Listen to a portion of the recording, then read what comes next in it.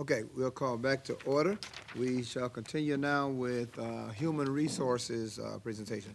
Dr. King, any comments? We are ready to move forward. That was profound. Okay. Good afternoon, Dr. Houston, Dr. afternoon. Robinson, members of the board. Thank you for giving us an opportunity this afternoon to provide you with information related to the Department of Human Resources, specific strategic plans as they relate to, or action plans related to the NPS strategic plan. I have with me today some of the champions for our work. We have the Assistant Director, Dr. Lynn Meeks, who is here today, who will be presenting. We have Ronnie Myers-Dobb, one of our HR generalists who staffs secondary, and our newest team member, Amanda Schilling, will also be presenting today. So again, thank you for your time.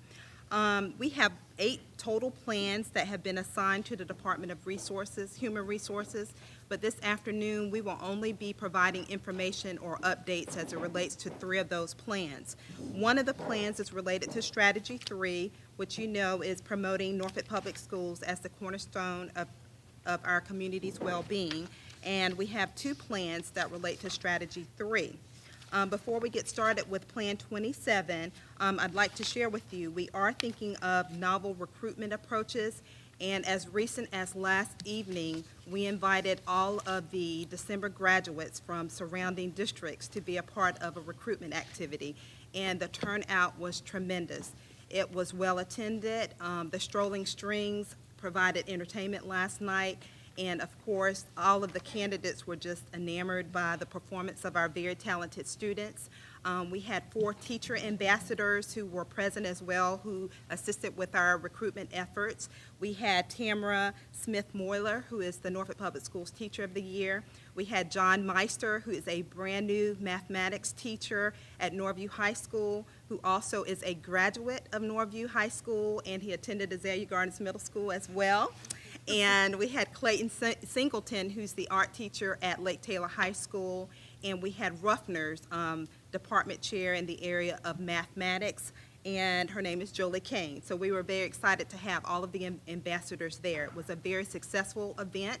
We had about 30 graduates that attended this event. We were able to sign 8 contracts last night, which was very exciting for us, and we think that we have many more candidates that we will be able to provide contracts to within the next couple of days. So I just wanted to share that information to you as we begin discussing novel recruitment approaches. So the first plan that we will be discussing this afternoon is Plan number 27, which involves creating teams of alumni to recruit highly qualified, effective prospective NPS staff from their alma mater. So our performance indicator in this area, we did, as Mr. Jordan stated, we looked at our performance indicators, and when there were concerns about them not being measurable, we went back and made adjustments. So this was one of the performance areas that we adjusted, so I wanted to share that with you in advance.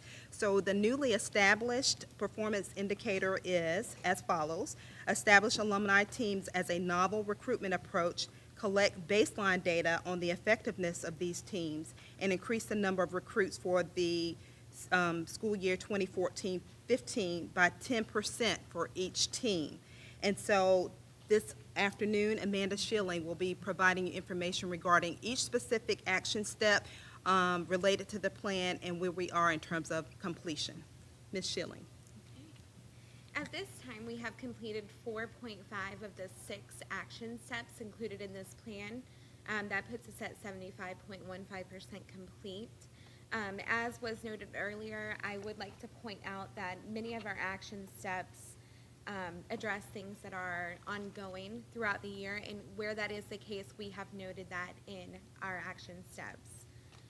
In action step 1, we were asked to survey our existing personnel in regards to their interest in participating on an alumni recruitment team. That survey concluded on September 27th after a 10-day window with 260 respondents. Of the 260 who responded, there were 226 that we found eligible to participate on these alumni recruitment teams. Now, they are preliminarily eligible. We are still going to put in place measures to kind of narrow down that group And as far as preliminarily eligible is concerned, we define that as a full-time teacher or administrator, and they have received a degree from a college or university, a 4-year degree. Action step 2 addressed creating the criteria for the selection of the recruitment team members. We have not completed that step yet, and that's why that 226 will be narrowed down. We have, however, created a preliminary schedule of individuals who can attend those recruitment events. The cycle goes with our recruitment calendar. We've included for you a 3-month snapshot for October, November, and December of some of our events. Obviously, there were events before this snapshot, and there will be many after as well. We are still in the process of planning for action step 3, which asks us to train these alumni recruitment team members on interview techniques. With action step 4, again, we have created the schedule, and we would like to point out that for school year 2012-13, there were 15 events attended, participated in. For the school year 13-14, we have 33 scheduled. So that is over a 100% increase in our recruitment, efforts. For action step 5, we have a current process in place to secure a substitute teacher for our classroom. So we are going to continue with that process because it works for our alumni recruitment team members who are absent from the classroom for these events. And for step 6, we were asked to find a way to establish a system to maintain, analyze the effectiveness of these teams. So we know that it's something different, it's something new, but is it working? So we came up with, as a team, a 3-question survey that our teacher candidates will complete at the conclusion of the candidate and alumni recruitment team member connection. It does use a Likert scale. They're asked from strongly disagree to strongly agree. And each question addresses a separate area of the connection. Question 1 addresses the connection with the alumni recruitment team member. So I feel, as a teacher candidate, a connection with this Norfolk Public Schools representative and also an alum of my university or college. Question 2 asks the candidate to rate how good of a fit they feel Norfolk Public Schools is for them. So we're not weeding out candidates necessarily or saying that our recruitment teams were not effective because they did not believe that Norfolk Public Schools was a good fit for them. And finally, based upon their experience that one particular day, that one particular connection, we're asking them to note whether they will apply for a teaching position with Norfolk Public Schools. All right. The next plan, and again, this plan falls under Strategy 3, Relentlessly Pursuing Engaged Learning Through High-Quality Instruction. Plan 1 focuses on increasing and improving the school division's capacity to attract and secure highly effective teacher candidates. And as we have discussed throughout the year, there's a difference between being highly qualified and highly effective. So we are certainly targeting those teachers that are deemed to be highly effective.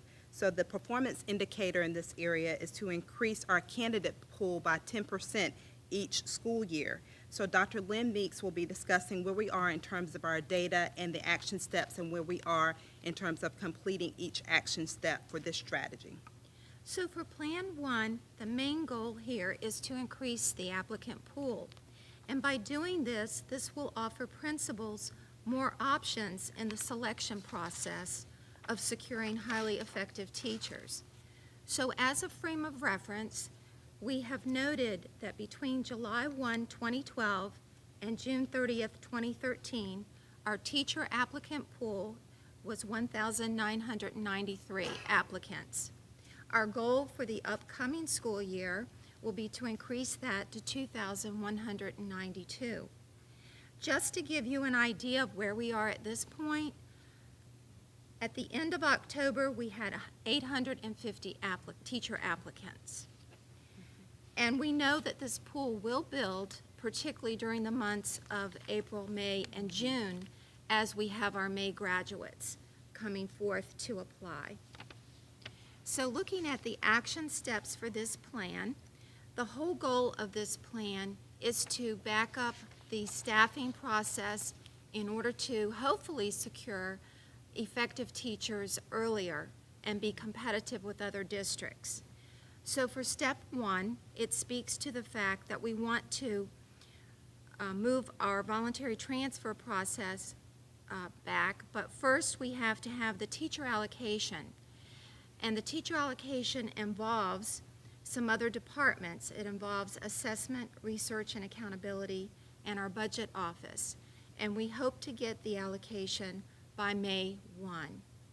Once we have the allocation, then we want to back up our voluntary transfer process to June 1. And this will be very important for us because we don't want to, by June 1 or by the end of June, we should have a good feel for the staffing at each building. And traditionally, we have allowed teachers to transfer during the summer. And principals worry the whole summer, am I going to get my math position filled? Am I going to be able to get my English position filled? So by the end of June, they should have a good feel as to the teachers that will remain in their buildings and the ones that have, for whatever reason, decided to leave. And so we will better know how to strategize our recruitment efforts, because we won't be allowing, for example, teachers to transfer from Ruffner to Lafayette or from Lake Taylor High School to Moore, because by June 1, principals would already know what the new cutoff date. So this will be a big shift in how we have traditionally done business in human resources. And I think, I know for a fact that the principals, when we discussed it with them at one of their previous principals meetings, they were very excited about this because they will have a better handle on their staffing. So this is going to be a big change for us this year.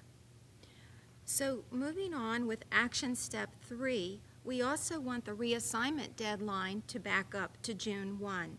This will stabilize teachers moving from one building to another, and we will actually know where vacancies are.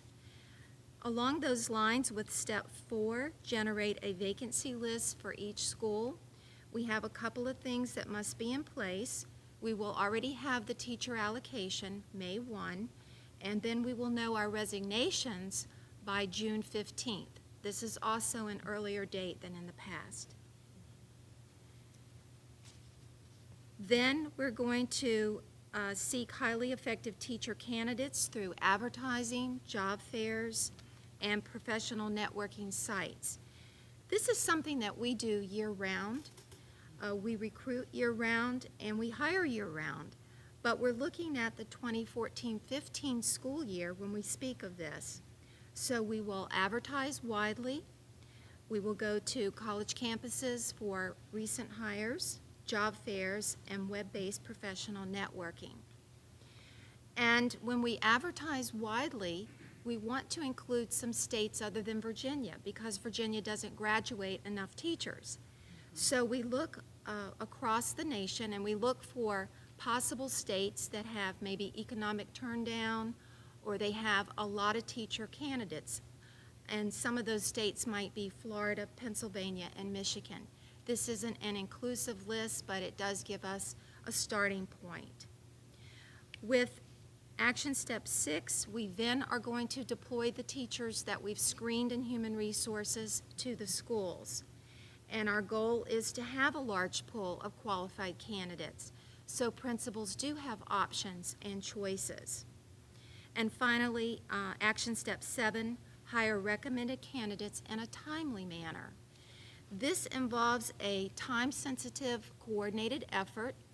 It involves the human resource recruiter and staffer. It involves the building principal making decisions, and it involves the candidates wanting to come to us and making those decisions as early as possible. Moving right along, again, strategy 3, plan number 6. This is a year two plan, so I need to point that out very quickly. This was designated as a year two plan.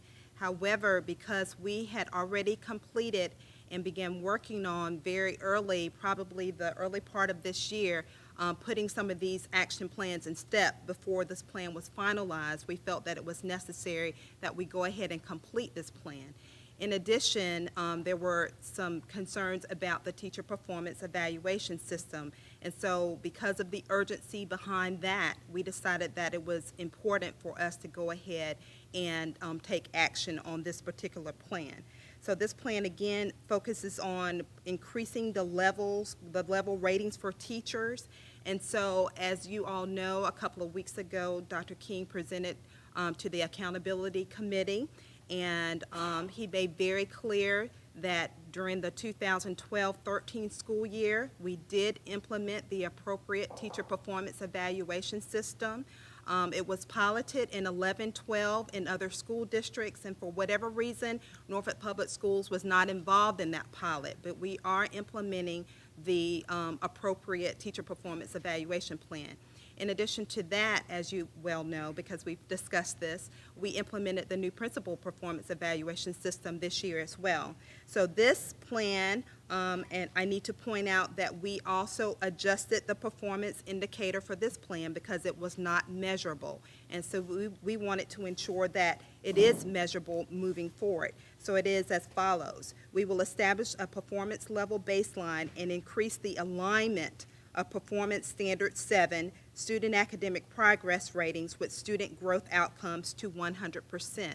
As discussed with Dr. King, and Dr. King brought it to the attention of the Accountability Committee, and we've talked about this in cabinet meetings on several occasions, that there is a disconnect between perhaps the ratings and the outcomes for our students. So we want to better align all of that this year. So that's going to be a focus for us, and that's specifically why we wanted to focus on Area 7 of the teacher performance evaluation system. And so Dr. Myers-Dobb is our trainer in this area, and so she is so excited about sharing some information with you this evening or afternoon about the teacher performance evaluation as it relates to this action plan. Okay, for this action plan, there are 5 steps, and at this time, we have completed 5 of the 5 steps. Although we realize there's some training that will still go on related to the alignment, the specific steps that we have outlined at this point have been completed.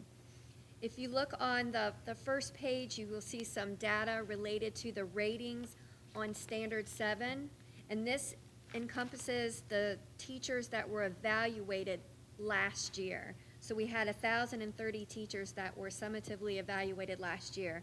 So you have the number of teachers that fell into each level rating as well as the percent of teachers. And next to that table is also the Standard 7 Student Academic Progress rubric, just to show you what is used to evaluate teachers on Standard 7.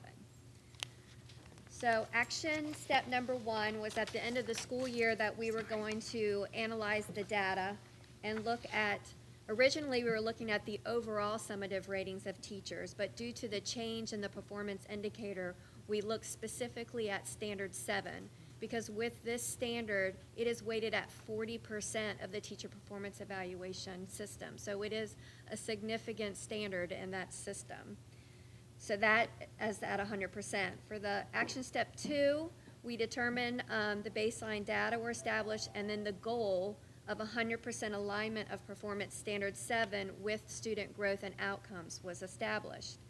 Now, again, it's 100% complete, meaning that we set the goal, but we still have work to do on the alignment of ratings with student growth and outcomes. Action step 3, we investigated the use of various software platforms to help us manage the teacher performance evaluation system as well as the principal performance evaluation system.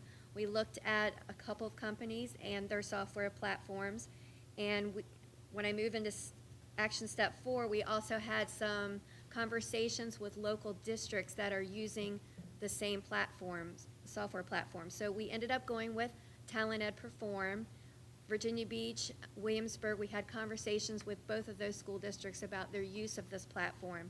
And at the same time we were purchasing it, Newport News was also looking at it. Action step 5, Talent Ed Performs was purchased. We started conversations with the company NetChemia in the spring of 2013, and building administrators were trained beginning in August. They were trained in August by a NetChemia representative, and then in September and October, HR staff started training. We also have ongoing training as Amanda and I both field phone calls on a daily basis from teachers and administrators that call and have some concerns about how to navigate through the system. And we've also attended some faculty meetings just to reiterate some of the specifics about the processes involved in the platform. And we've received very good feedback from our building principals about just responding to just questions about how to use Talent Ed. And I have to definitely recognize my staff for doing a great job. My expectation is that within 24 hours they respond, and they've been doing a fantastic job, and the principals have really shown appreciation for that. Okay, for the next slide, you will see the decision rules for Standard 7, student academic progress, and this is just to show you that in rating a teacher on Standard 7 specifically, there are 3 areas that are looked at. You have the student growth percentiles, you have student academic progress goals, which are developed by the teachers, and then you have other measures. So you have those 3 areas which are used to evaluate the teachers for Standard 7. The next slide is just an example of what Talent Ed Perform looks like for the teacher. And the first part of this will be their professional development log. All these forms are exactly the same forms that they used last year, which was the first year of implementation. They did it in paper form or used Word documents. So these are the exact same forms. They're just in the software platform, so they might look different, but they're the same form. So they initially go in, and they started off this year by doing their professional development logs, and the teachers did those. They submitted them to the principals. The principals approved them. They went back to the teacher for signature, and finally to the principal for signature. So it allows the conversation for approval to go back and forth electronically, as well as face-to-face in meetings.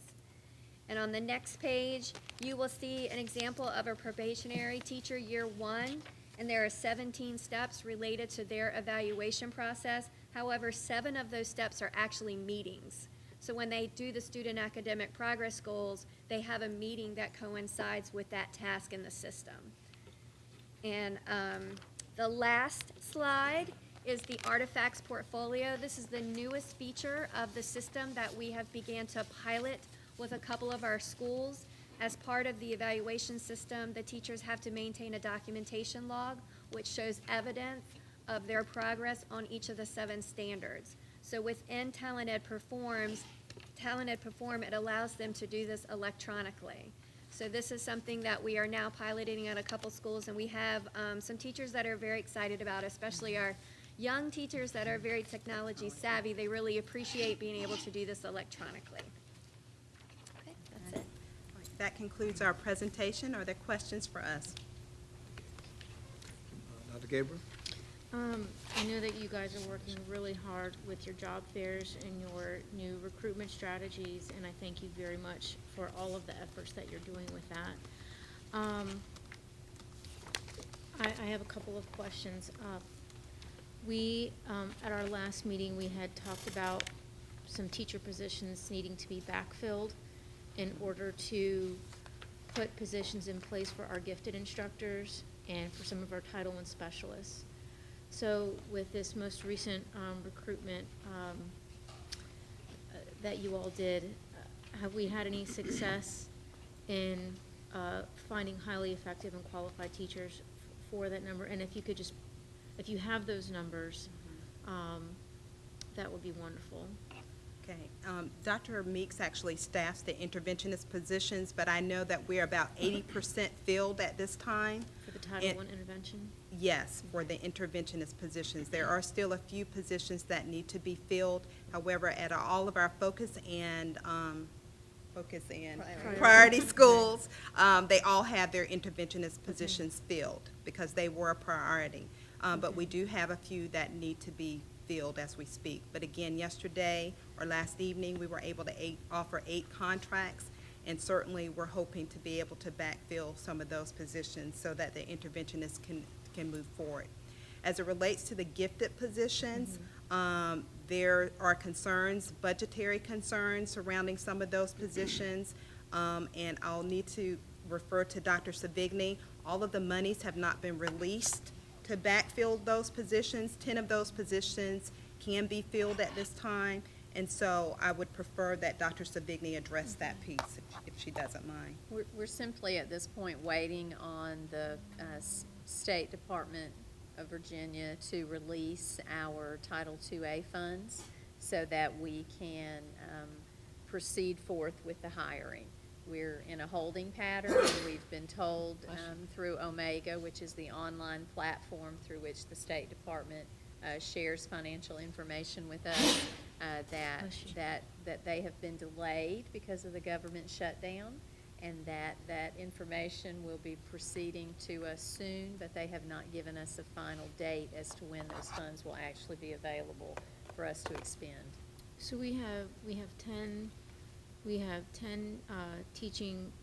gifted instructed positions that are not filled yet. We have, I know when we met, we said that we had some teachers identified, but we have to backfill those positions. And the monies that we are waiting for are to backfill the teaching positions, not to cover the gifted instruction. Right, we've identified, for most of those positions, we've identified who the gifted instructor will be. And when we backfill that position, then the new hire would be the regular elementary school teacher, and then the person who was identified for gifted would shift over to become the gifted teacher of record. And the monies that we need to do those backfill hires, those are the funds that we're waiting on, and we check that site every day to find out if those funds are available yet. And do we have any idea as to when they're gonna come? It's not just that particular pot of money, it's other pots of federal money that go through the state government agency, and it's not just us, it's systems all over the nation who are waiting for this as well. And we keep asking patiently, and they're telling us that they're working on it as quickly as they can. And our local funds are what provide our gifted education. That is And correct. just to make it very clear, the state provides no funding for gifted instruction, but they do mandate that we have certain gifted, what is the term? They want teachers who have had direct instruction in Direct gifted instruction. So it is methodology. up to our locality to provide for the gifted instruction, yet we are not receiving funding to help support that. Just want to make that very clear. Go ahead. Just a comment. I don't want to misstate anything. I It's just want to. partially true, Okay, but the state does provide support okay. for gifted, but it's based on a formula and a caseload and the numbers of students that qualify. Dr. Thorne, you want to comment on that? Yeah, as far as the state's funding, SOP, one of the categories for under SOP funding is for gifted education. So it is a per pupil amount provided to support gifted education, Okay. as well as special education and some of the other major programs. And have we received that state funding? Yeah, that's received on a monthly basis as On a- part of the NCAA and all the other SOPs. Is there any way that in our budget, we can figure out a way to shift funds so that we can accommodate these 10 teachers that we've recruited, and then find funding later on in the year to backfill once the state gives us the funding? And let me clarify, when I said 10 positions, it's my understanding that we have the green light to fill 10 positions. The Okay. other positions, we do not have the green light to fill. The Title I positions? What other No, positions? these are the class size reduction teachers who have the gifted endorsement. So that's gonna be federally funded. And that's what we're waiting on. Yes, that's what I was speaking to. Position itself, that's on the regular general fund budget. The positions for the gifted positions are coming to the class act.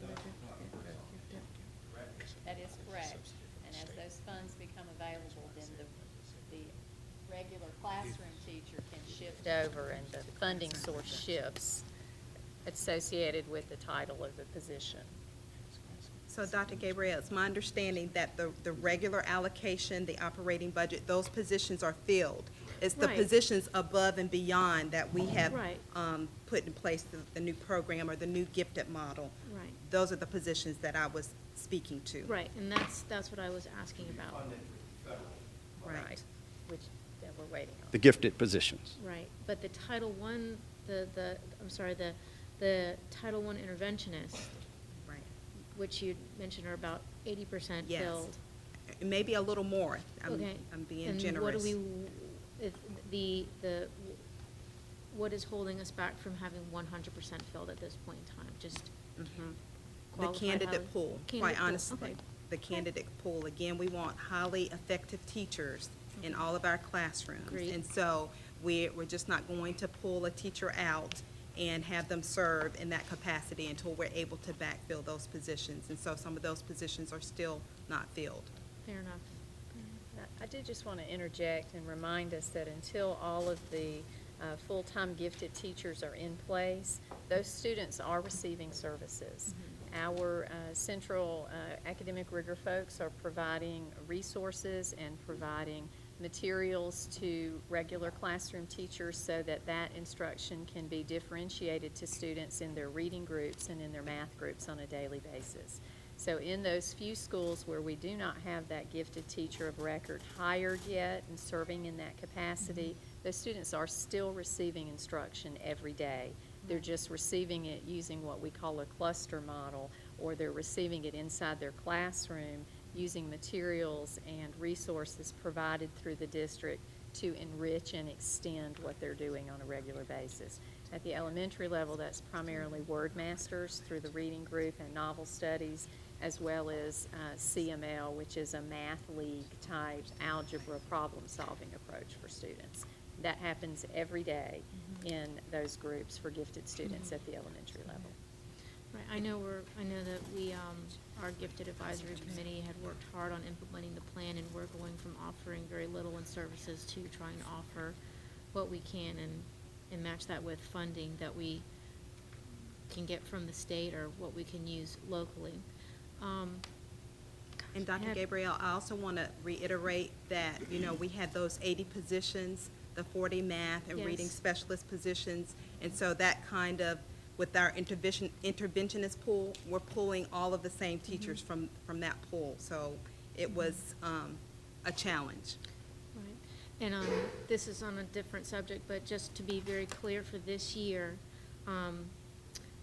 when you had talked about early in the presentation as far as transfer and resignation, the date that a teacher has to put in if they want to transfer to another building is May 1st, or is that?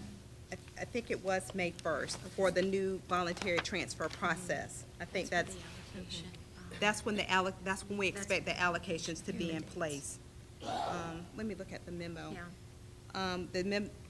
Our memo for this year, February the 28th, transfer cards will be submitted to our schools, and then principals will receive their listing by April the 7th. And so they'll be able to interview between April the 17th and May the 23rd. And so definitely by June 1st, we hope to have all of that in place. And so we don't plan to make any transfers after the 30th of May. Robinson? I guess my question is, going back to the gifted education piece, is this going to be an annual strategy for filling those positions? I mean, will we have to do that each year? Well, once we have them in place and we have the funding here, then it will roll from year to year. We should not have to do this. After we get them in place now, we should not need to So do next that. year, we'll have them starting at Day one. Day one in September. Yes. Okay, that's good. Yes, right. There's the money Annual. guy. It's annual, right. Additional positions are being funded through a federal grant. So it's going to be contingent upon the availability of those funds Which additional positions are you talking about? The actual teaching positions or the? Yes. The ones already in the operating budget, unless they're reallocated, they will roll over, but the additional positions that we've been discussing, the 25 positions, we have to have annual 25 approval positions of- for those positions. Of the teaching positions, like classroom teaching positions? The class size reduction teachers that we have deemed for Oh. gifted instruction this year. That's an annual through the federal grant. That is correct, and the funding structure for those comes in a 2-year cycle. So the application that we have now in place covers teachers for this year and next year because it's a 2-year funding cycle. Next school year, we'll submit the new application, and that will cover for 2 years in the future. Okay. So it I'll meet gets with very you guys. complicated. Yeah, I'll go over this again with you. I don't need to take any more time up from our grand discussion. But can I ask a higher level question then? Who's not getting what they need right now as it impacts student achievement and the accountability that we're placing on schools, principals, and teachers? I mean, if there's a school or if there's a series of schools or sets of schools that aren't getting what they need right now, gifted, class size reduction, whatever it is, what are those schools, and is there anything that we have in our ability to, Dr. Thornton might not like this, but float, local funds to be able to make sure that our children are getting what they need until the federal funds come in? I mean, is that something that, Yeah, can you commingle revenue streams? yeah, in is that a essence policy decision or something else? Well, we don't have the teaching pool for the Title I And that's the interventionists. primary So issue. that's the one issue there. That's right. But for the other issue, But I think in terms of resources, every student at the elementary level in regard to gifted, because I think that's where your question was going primarily. I was broader than that, but I'll accept gifted first. Those students have all that they need right now. We want them to, our purpose in changing the model was to provide them with more, to extend their learning and to enrich their learning beyond the norm. The schools in which those gifted teachers are not in place yet are following the same models that they followed last year and the year before and the year before, where they had cluster grouping and they had differentiation taking place inside their classrooms. So that hasn't changed. All we're doing now at the schools where those teachers already are in place is those students are receiving a full core class from their gifted teacher every day. And that is the model that the community advocated for last year when we worked through the gifted task force so that students would receive core instruction every day in their area of exceptionality or the area in which they were identified as gifted.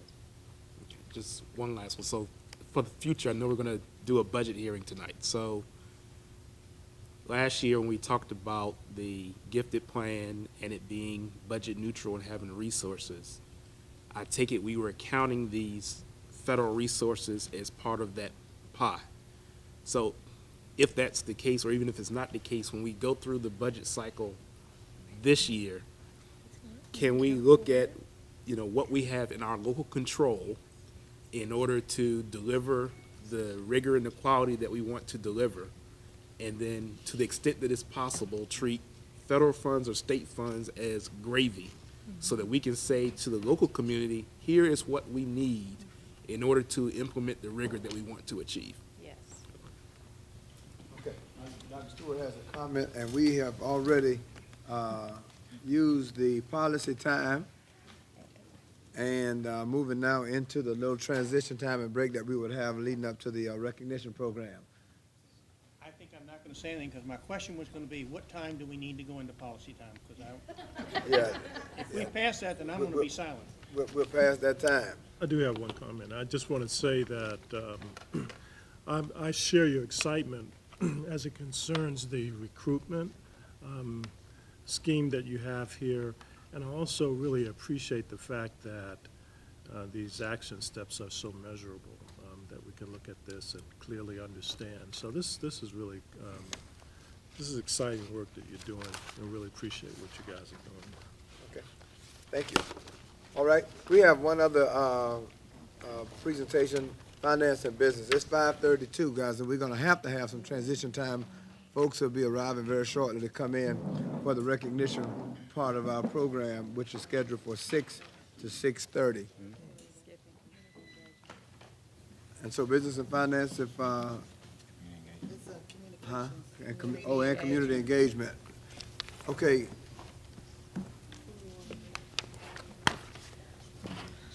Community engagement.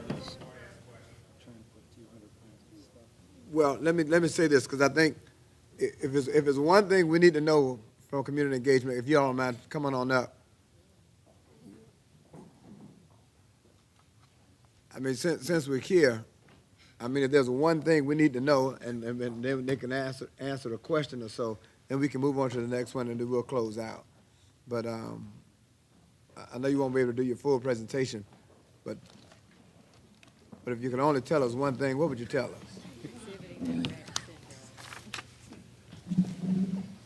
Oh, I'm sorry. We are in super shape to not only become the cornerstone of our proudly diverse community, but to have everyone perceive us as such. That's my one thing. Okay, and that's based on what action? Plan number 7 is the one that I was planning to highlight tonight, and that item is, what did I say? 60% complete. Actually, it's slightly more than that since I wrote that item. We have one additional action step that has been completed. This is a very exciting item. It'll put us actually on a cutting edge for something that we present for our websites, where people can actually view a digital story about each of our schools. So we're very excited about it. We anticipate those being able to go live on all the school websites later in the spring. Okay. Great, and just to follow up with that, with the A+ Community Partners Program, I think I made mention of it before, but we, since the beginning and the start of the new program, since September, we're at 1,634 individuals from the community who have actively gone through the screening process to be engaged with our schools. How many did you say? 1,634. And we have them based on level 1 and level 2, and level 1 are just episodic individuals who just kind of come in to just read, maybe for a special project or a field trip, and level 2 are individuals who are serving as mentors, tutors, in that on a regular basis. And how are these folks assigned to a school? I mean, how are those needs determined and how they deploy it out? Many of them actually go out and identify a school, or once they've come in through the system, based on their particular level of interest, individuals from the school can actually go in and have access and can reach out to them. Okay. So principals can actually access it? Principals are their designee. Many of them are using their family and community Gotcha. Engagement specialist points of contact to designate that. And they can solicit volunteers through that pool of folks? Correct. And we've already not listed up there, Noble Hour, which you've had made mention before, is our online platform, which we're now in the process of developing, going through the steps, so that for the next school year, we'll be completely rolling that out, where we will have a virtual community for Norfolk Public Schools. So everyone who's been approved through this process will then be included in that community, and any school will be able to make a request, or it can come from central administration for opportunities. Okay. And I do apologize that we have to rush you guys. I mean, it's certainly not ideal, but time is not on our side, so my apologies, and I know you are prepared to give us a full presentation. And the last one there is Principal for a Day, which is coming up in February, and the action step on that was to include other service areas, and we're on our way for that. And we'll be releasing the survey and as well as the request from the community. And I would just like to point out that the Chamber of Commerce now, the Norfolk Division, has come on as a partner with us in soliciting individuals, and so we have a certain number of slots that we're going to provide to their members. That's been a big hit the last couple of years, too. Thank you. I think a lot of resources come to bear as a result of folks really getting in those schools and spending that half a day with principals. Any questions in this area? One weed question. When Dr. King and Dr. Houston were before the state board, one of the state board members went to a school website and saw that the school website was not up to date. As part of this as part of our one-year strategic plan, does it include a process by ensuring that all of our local school websites are being updated? Yes, and actually, what happened with that board member, Dr. Bailey brought that to our attention. We currently have, old system that we're transitioning away from. The board member had access through a back door, an old webpage for that particular school. And so we have gone through and purged that. We're doing that for all of our schools, making sure that all of that old information is purged. She did not find that on the new websites. It was on the old system. Okay, I guess I went through the same back door then. Well, you know, I did too. I saw the same thing. And then I got a 502 error on another. So I asked actually Dr. Savigny that question yesterday. We just need to be very current on our content, especially where we're appearing in such a public fashion. So we're using the wrong door. I guess we need to know, to go around to the front. If you Google certain things, they will archive old pages, and That's so right. Yeah. if you don't make it so that they expire, people can grab old data. Just like Courtney Doyle, the other Courtney Doyle versus Exactly, Courtney my- Doyle, school board my member. clone. Exactly. And it was time consuming too, this fall for our two web guys. They have been going through and expiring all of that stuff, but it's thousands and thousands of old pages that they have to go through, and in some cases, just go through by hand and purge them all, and they are doing that. Just not quite quick enough for that one Lindenwood piece that came up last week, so we apologize for that. Thank you. Okay, any other questions on community engagement? Thank you, and we'll put y'all first next time, so y'all can get y'all entire report in. All right, finance and business?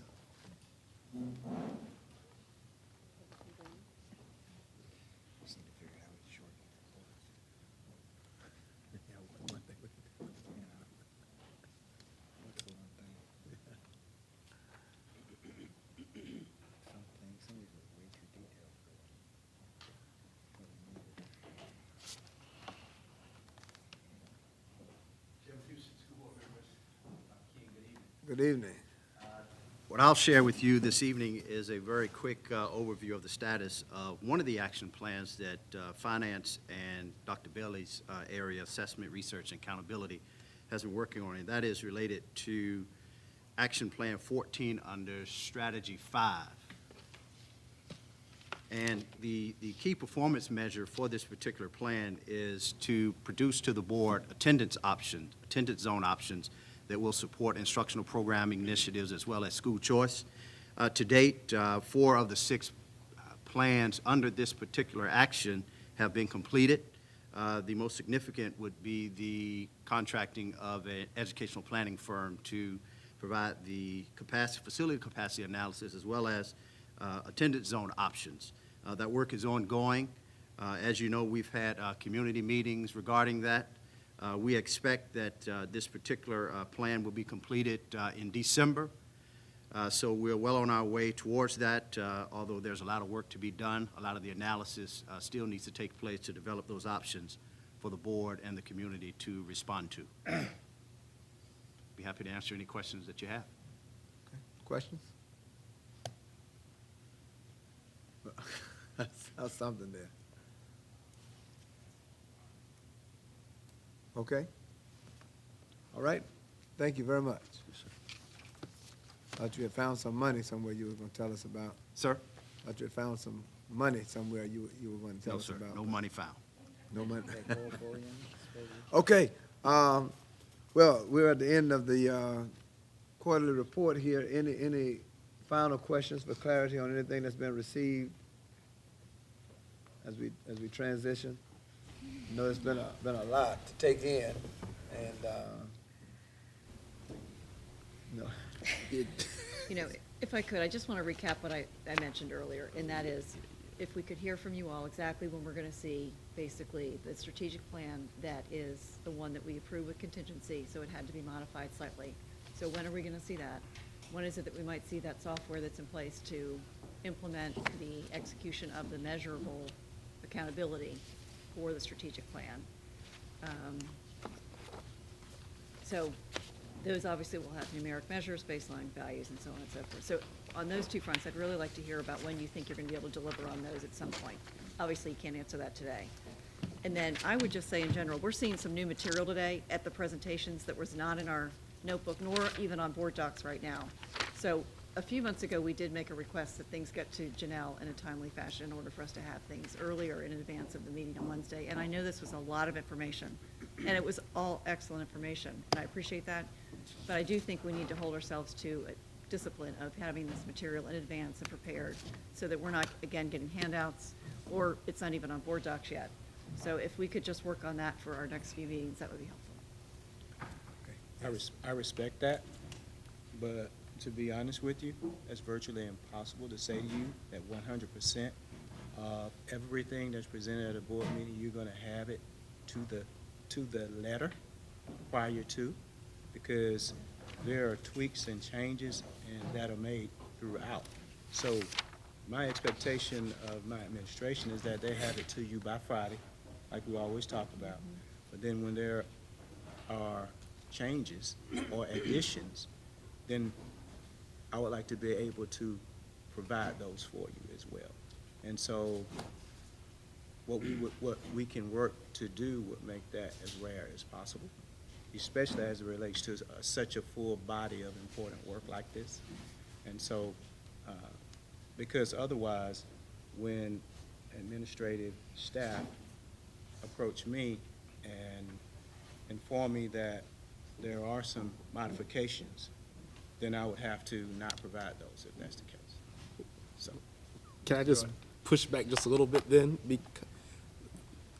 Well, one, it would be helpful if there are changes between Friday and Wednesday or Friday and Tuesday, then to highlight what those changes are, so we know what the changes are.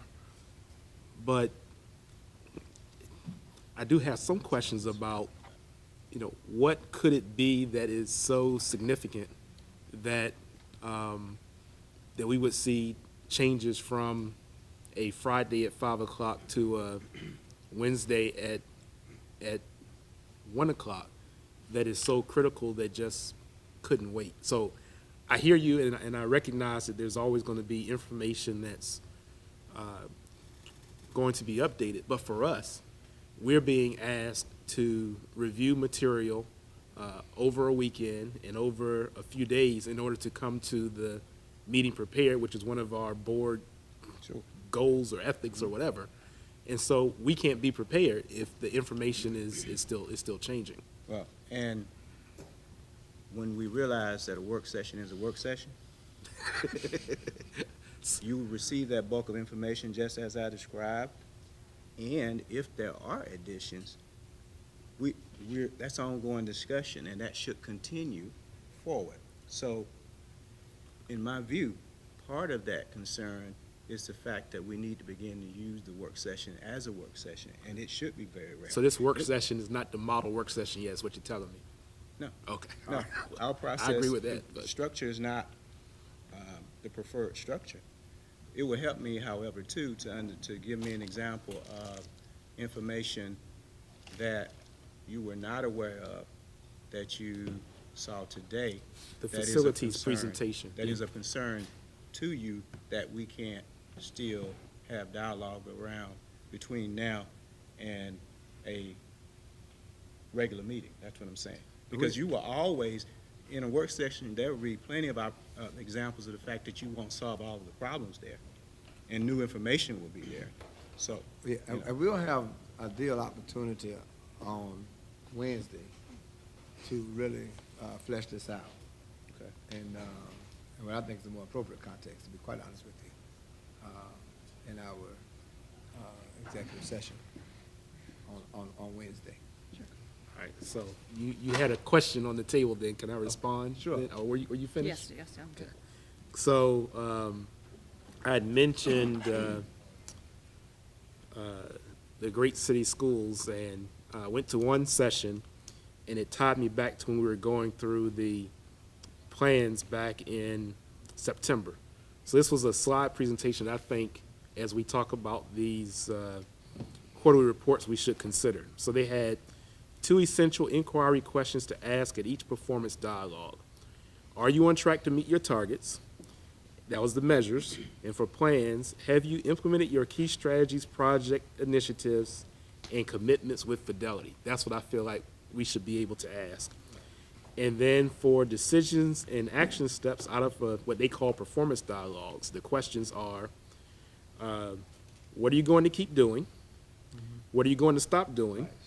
What are you going to start doing? What support do you need? And what barriers do you need removed? And so it's those types of things that would be helpful, I think, for us from a board perspective, as we go through these to kind of make sure that they are escalated or highlighted for us to deal with. Although you all know I love data and I can go deep, but if we aren't able to address those things, it just becomes very difficult to figure out what our next steps are going to be. And I think those questions provide for us an excellent framework for presentations and for discussion, so that we're really clear on where we are, where we need to go, and the whole start, stop, continue model is always an excellent model, and then those questions to follow, especially related to the barriers. It helps the board understand what role we can play, as Dr. Stewart often uses the whole concept of barrier removal. And so in our board governance development and becoming a board of distinction, I think those are the kind of practices we want to discuss and implement that will help us to be more efficient. I appreciate you sharing that. That's the benefit of those conferences. And so coming back now and applying those kinds of principles and practices, I think is both important and will help us to advance and improve this work. I would like to see us take those and incorporate them as quickly as possible. And yeah, if I figure out how to save it to my phone, I will. Okay. Any closing comments for the good of the order? Okay, so we have a really brief recess coming up so we can transition, and we'll be moving into the special recognition for accredited schools and exceptional teachers. Are we not going to do policy tonight? We're not doing policy tonight. Then I do have one thing. Okay. I thought we were getting ready to do policy. It was related. No, we're way over. This will take 120 seconds. Okay, I'm gonna give it to you in just a second as well. And of course, we have the budget hearing afterwards. You see there 4.04, the 3 breakout topics that folks will be able to select from, or it's listed right there in 4.04. That budget hearing will take place directly after the special recognition, and then, of course, on Tuesday morning, we have the legislative breakfast starting at 8 a.m. over at NTC, and the following day, our regular board meeting next Wednesday. Dr. Stewart? Yes, I'm passing out a single item that appeared today in the Virginia School Boards Association daily update to us. I give that to you because in the state of Virginia, there is a huge movement that is referenced in this single page. Across the nation, there is a huge movement that I referenced in the book, not necessarily endorsing the book called Reign of Terror. And one of our policies today was going from a full-page policy on curriculum to a paragraph with the last sentence reading, Norfolk School Board curricula. Remember, this is what is passed by the state legislature. The whole aim now for curriculum is to make sure that they may meet or exceed the requirements of the code related to the Virginia Standards of Learning. As you read that article, you would see that many folks over the past 10 years have been having conversations. Now it's coming to an important need for conversation. So I respectfully request time. I already know December is allocated during our retreat. I think it's critical that we talk about this issue. I think it's critical that we spend some time with it, and that Dr. King have plenty of time and his colleagues have plenty of time to investigate the 35 school divisions across Virginia that have found new. This is big, this is big, this is big, and I think we need time in January. Thanks. And I was going to bring it up as it related to curriculum, the change in the curriculum policy. Okay. Okay, thank you. Request is for January. Okay. If there are no other comments for the good of the order, we adjourn this part of the meeting, and prepare for the recognition to start at least within the next 20 minutes.